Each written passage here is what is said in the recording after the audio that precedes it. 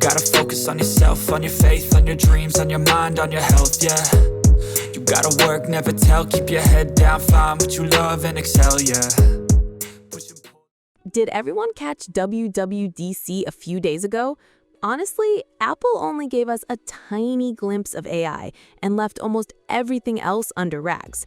As usual, they're keeping things secret until the actual launch. Of course, I'm not going to reveal my own predictions either.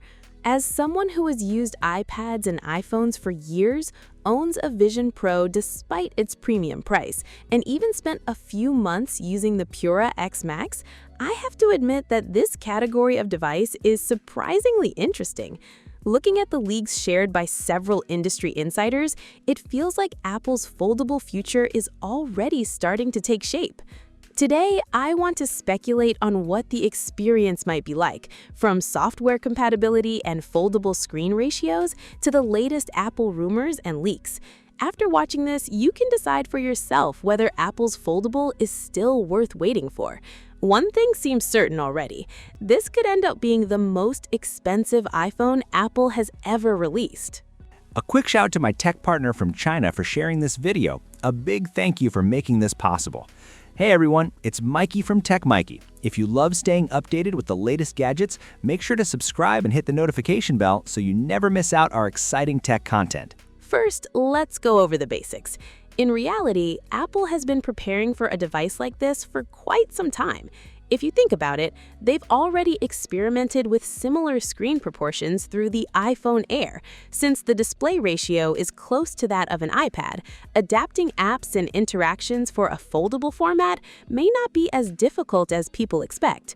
We've also seen 3D printed models circulating online for quite a while.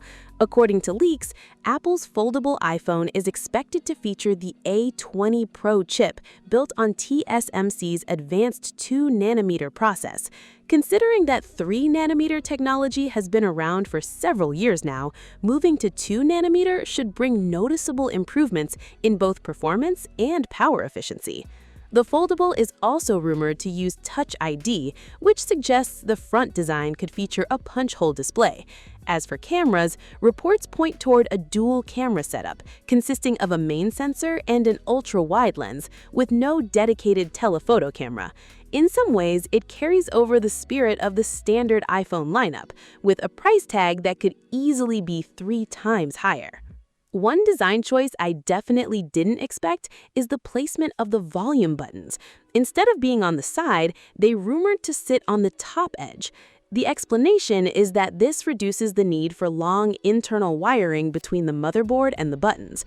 Personally, I hope Apple adds some clever interaction features, like adjusting volume by sliding across the power button, because otherwise, this design sounds pretty awkward. Apparently, all of these compromises are being made to fit what could become the largest battery ever installed in an iPhone. Although, to be fair, breaking the largest iPhone battery record isn't exactly the hardest challenge. Still, are you excited? It's not often that Apple introduces something truly new, but the part everyone cares about most is obviously the display, or rather, displays. The outer screen said to have an aspect ratio close to √2 to 1, while the inner display sits around 4 to 3. But if we want to understand the experience completely, we already have a real-world example in our hands. No, not that one. This one. As many people know, Apple's foldable dimensions are so similar that it practically fits into the Pura X Max category. Once you understand Huawei's foldable design, you get a pretty good idea of what Apple's device might feel like. I've personally used the Pura X Max for 2 months since launch, and I have to say, this aspect ratio is genuinely fascinating. Its biggest advantage is media consumption. Watching videos is fantastic, especially in places like crowded elevators. The shorter outer screen feels incredibly comfortable to hold, while videos appear large and immersive. Open up the inner display, and it feels like carrying a mini tablet around. The speakers are also noticeably better than those on regular slab phones. Gaming can be excellent too, as long as developers optimize their apps. The wider layout creates a much more comfortable experience. Of course, being a short and wide phone comes with trade-offs. Browsing social feeds isn't always ideal. On Weibo, for example, you often only see a single post at a time. On Xiaohongshu, one image can dominate the entire screen without expanding.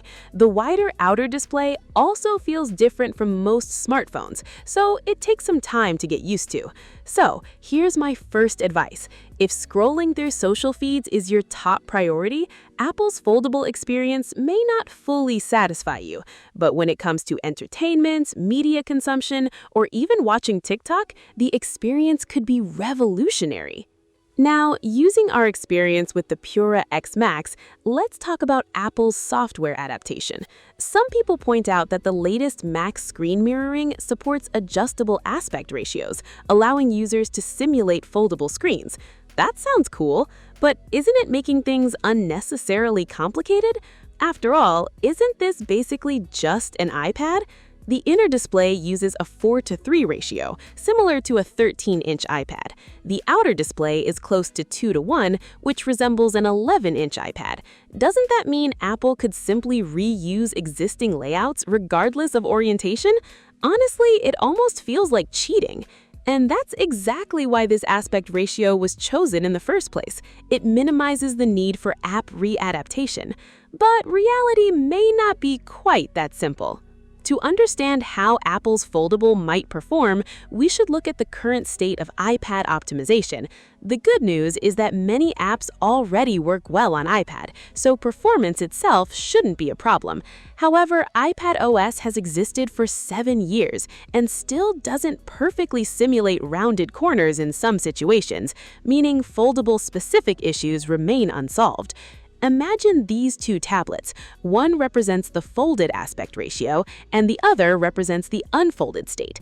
That comparison may give us our best clue yet about what Apple's foldable future could actually look like. Now, let's take a closer look at app compatibility and adaptation. We can roughly divide apps into several categories. First, there are apps that have been actively optimized, especially system applications. Apps like Xiaohongshu and most video platforms offer excellent support in both portrait and landscape modes. Here's something many people may not know. Bilibili has actually supported tablets for a long time, so you can use it directly without installing the HD version.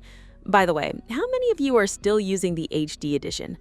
I tested several video apps, including Bilibili, Tencent Video, Youku, and Hongo. The good news is that all of them work smoothly. They support switching between portrait and landscape orientations, and you can freely adjust the display ratio without any issues.